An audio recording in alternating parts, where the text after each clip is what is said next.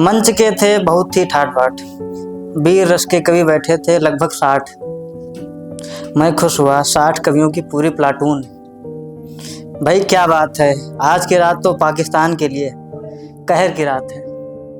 फिर आशंकित हुआ 60 कवि, वो भी एक ही रस के।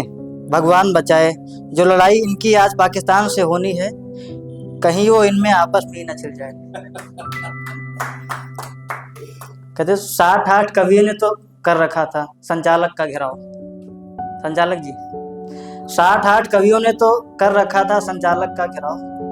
एक कवि बोला देता हुआ मुझों को ताव, पहले कविता पढ़ने मैं जाऊंगा, क्योंकि यदि किसी और कवि ने पाकिस्तान को पहले ही निपटा दिया तो क्या मैं बाद में झुनझुना बजाऊंगा। पर कवियों ने श्रोताओं में ऐसा जोश भर दिया कि पहले कविताओं की बमबारी ने ही पाकिस्तान को अधमरा कर दिया। पूरा मंच बन गया था बंकर, पूरा मंच बन गया था बंकर, सभी कोसने लगे पाकिस्तान को जमकर। एक कवि अभी भी पुराने जमाने के ख्यालों में झूम रहा था,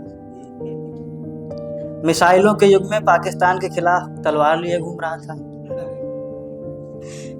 एक कवि ने पाकिस्तान को बंदूक से तो एक ने तोप से उड़ाया।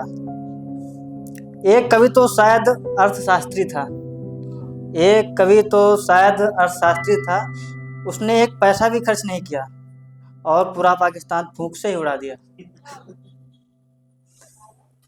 अब जो कवि आया उसने अपना एक हाथ कमर पर लगाया, दूसरा हाथ एक दिशा में उंगली करके उठाया, फिर जोर से चिल्लाया, सुन ले पाकिस्तान सुन ले। मैं चकराया, अब ये क्या क्लेश है।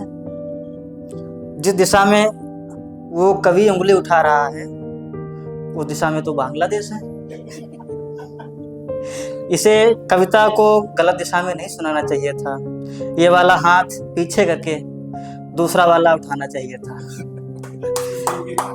कवि फिर चिल्लाया, सुन ले पाकिस्तान सुन ले। एक श्रोता खड़ा होकर बोला, अब ये क्या और किससे कह रहा है, पाकिस्तान तो जन्मजात बह रहा है। पर कवि ने उस श्रोता की नहीं सुनी और इस बार वाक्य बदला, इस्लामाबाद मेरी आवाज सुन रहा हो तो सुन ले। पीछे से एक श्रोता बोला, भाई जब तुम्हारी आवाज यहीं तक ठीक ठाक नहीं आ रही है तो इस्लामाबाद कैसे जाएगी। वीर रस का अब जो कवि आया वो होगा करीब 15 किलो का, हमारे जैसा था। वीर रस का अब जो कवि आया वो होगा करीब 15 किलो का, वो भी तब जब जाड़ों का भयंकर मौसम था। मैंने सोचा ये वीर रस का कवि इतना कमजोर कैसे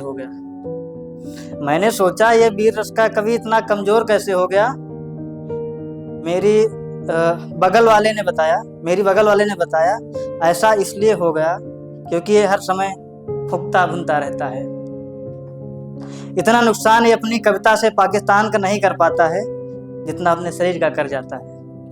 बहुत बहुत धन्यवाद।